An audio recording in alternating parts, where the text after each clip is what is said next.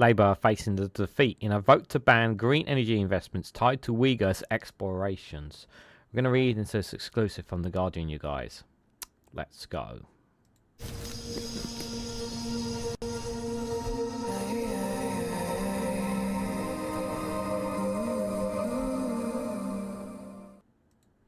Good morning, good afternoon, good evening, wherever you are in the world. This is Reganelite here with an exclusive from The Guardian with a headline that Labour faces defeat in a vote to ban green energy investments tied to Uyghurs' explorations. The exclusive reveals that cross-party backing likely for amendment to GB Energy Bill aims to block solar panels that may be by false Labour. Guys, while you're here, make sure you hit the like button and share this across social media so others are notified of this video. So what's this about? The Uyghurs' exploration, basically, those in China who are under false labour to build, who are building things against their will because they are in slave labour, and it is likely that some of the solar panels that the British government want to build may be built off the back of slavery, and obviously we do not want that on our conscience. And the bill says if there is credible evidence in doing so. Now, the question that I would say is, why does Labour have a problem with this when this is against the, saying that we don't want people building stuff that has been done by slave labour. Now, I know some people in the comments will say, well, there's lots of things that are in the UK that are built off the back of slavery in certain parts of the world, and I get, and yes, you're absolutely right, and then more needs to be done to call it out, and there needs to be more to make sure that there is accountability, and that is down to businesses and consumers and industries to make sure that that's to be held accountable. And yes, governments need to do more to clamp down on that and to take less of these things that come from them. I absolutely agree, 100% agree with you in the comments if you're somebody who states that. But if there is credible evidence that solar panels that we are looking to build here in the UK are being made by false labour, that goes against it's a matter of principle as well, because we don't agree with modern slavery in any way, shape or form. Again, I know we have modern slavery issues here in the UK. I'm perfectly well aware of that, and I know you might bring that up in the comments as well. But if we want to set an example, we also have to say that we don't agree with this, that we can't take these products because they've been built by people who don't have any working conditions, or don't have any livelihoods, that are working 24/7 on behalf of China. So I think that's really, really important indeed. So let's read a little bit more into this to get a better understanding, you guys. So the government is facing defeat next week in a move to guarantee that companies are using false labour do not drive the UK's green energy transition. So the Conservatives and the Liberal Democrats have voted their weight behind an amendment by the crossbench peer David Alton to the Great British Energy Bill, which is making its way through the House of Lords. The amendment seeks to stop public money from being spent by GB Energy on solar panels and other materials where there is credible evidence of modern slavery in supply chains. Now, that's the term there. If there is credible evidence to do so. And again, my question is, why would you have a problem with this? China dominates the solar energy market, and between 35 to 40% of polysilicon, I know I've mispronounced that word, the key raw material for solar panels is produced in Xinjiang, where the Muslim Uyghur population has been subject to arbitrary detention and false labour.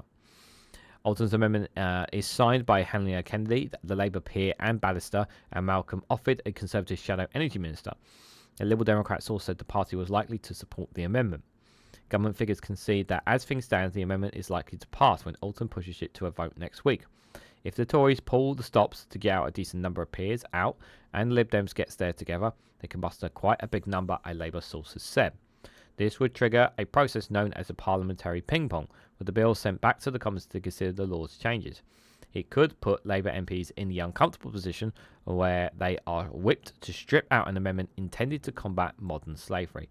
Now, whether this would be highlighted or not by the right-wing press is a question mark, because that would be something that they could use to really hit Labour over the head here and saying this shows that they're for modern slavery. So they really, for me, I don't know why Labour should not have an issue on this. I know it's political imagery and whatnot, but there's the moral compass in me on this, guys. Alton said his amendment was designed to ensure that our race to net zero doesn't leave our modern slavery commitments in tatters. We cannot have a situation where one department is required to eradicate slavery from supply chains while another depends upon it entirely. This amendment will ensure that no public money can be used to prop up the Chinese Communist Party's industry of slavery, and that our green transition is one that has due respect for human rights. Labour took a robust stance on the issue in opposition. It backed moves to declare Chinese actions in Xinjiang's genocide and to block trade deals with countries found by US courts to have committed genocide. The party has softened its position since entering government and has sought to build closer economic ties with Beijing. Yeah, we know that because Rachel Reeves, the Chancellor, was in Beijing earlier this year. Some backbenchers, however, could rebel if Alton's amendment is voted in the Commons. Sarah Champion, the Labour MP for the chair of the International Development Committee, proposed an amendment in the Commons in October to make respect for human rights one of the core objects of GB Energy. I'm gravely concerned that without sufficient safeguards in place, we will run the risk of transitioning to net zero on the back of those in slavery, Champion said. We need to see clear intent that modern slavery cannot make up any part of GB Energy's supply chains.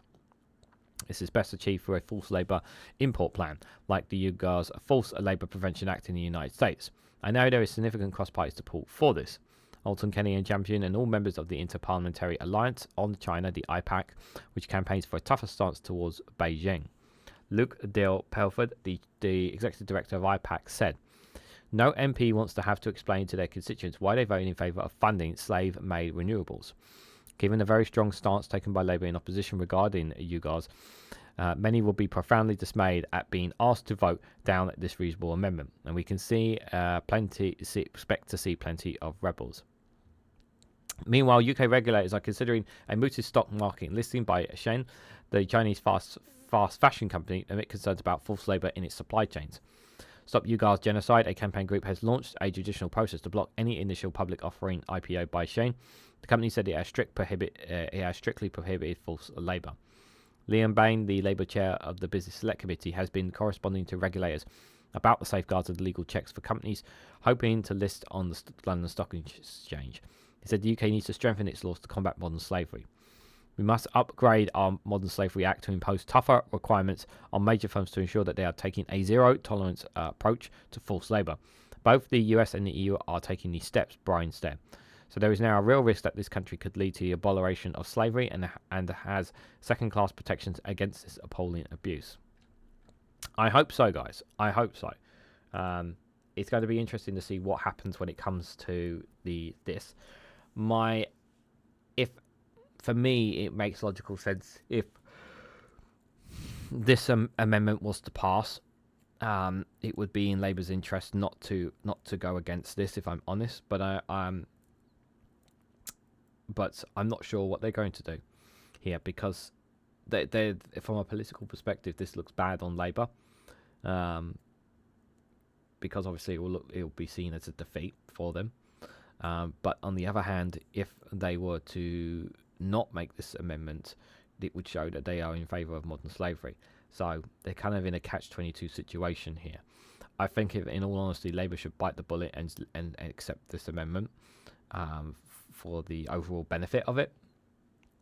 And I don't think anyone in the chat should have an issue with this amendment, because otherwise if you have a problem with this amendment, if you think that this amendment should not come in, then does that mean you are in favour of forced labour? That's the question you need to ask yourself if you have a problem with this amendment. So what do you guys honestly think? What do you think Labour will do? What do you think about this vote, about the ban on green energy investments tied to Uyghurs explorations? Let me know your thoughts and more on this story down in the comment section below. Now, if you found this video informative or helpful to you, please hit that like button. We greatly appreciate it. Share this across social media so others are notified of this video. If you haven't subscribed already, please consider subscribing. So it really does help support the channel.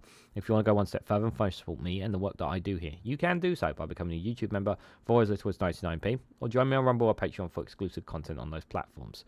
So thank you all so much for watching, and I hope to catch you all very, very soon.